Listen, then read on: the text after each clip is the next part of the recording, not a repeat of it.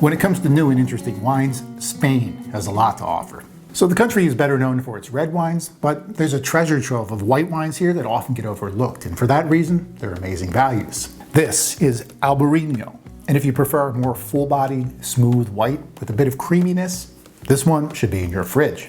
Because of its global position on the Iberian Peninsula, Spain was at a cultural crossroads for thousands of years. In the far northwest, in the region known as Galicia, the elevation is high, the climate is cool and damp, and the land is green.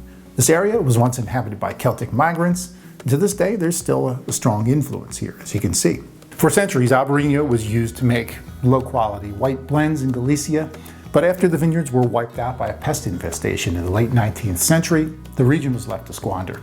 It wasn't until the 1970s that a handful of winemakers started to recognize the potential of Albariño, and they replanted it. Lo and behold, the grape thrived so well that in 1986, Spain declared this part of Galicia a designated subregion known as Rías Baixas. And today, 90% of all the wines made in the Rías Baixas region are Albariño.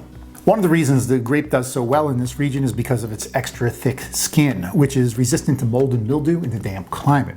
And the vineyards often trellis these grapes on high pergolas to resist fungal disease.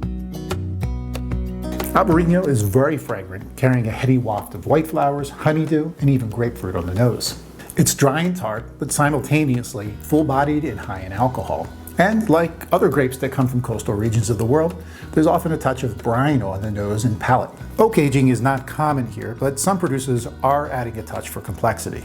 You'll also find sur-lie aging here too, which is a technique for giving the wine a creamy texture. Albariño is versatile when it comes to food pairing, but naturally because of this region's proximity to the coast, seafood is a given. Lighter cheeses, poultry, and vegetables will work too. There's a specialty from the region known as padron peppers that closely resemble blistered shishito peppers. That would be an amazing pairing. The higher alcohol content makes it capable of aging, so you can actually hold on to your Albariño for a few years.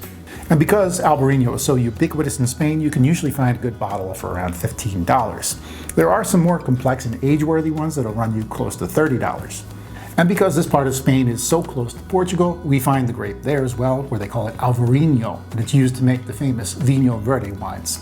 And outside of Europe, you can find this grape in California, Washington, Argentina, and even Uruguay.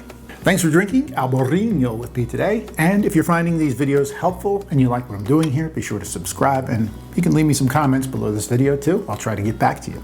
I'll see you for the next new and interesting wine. Cheers.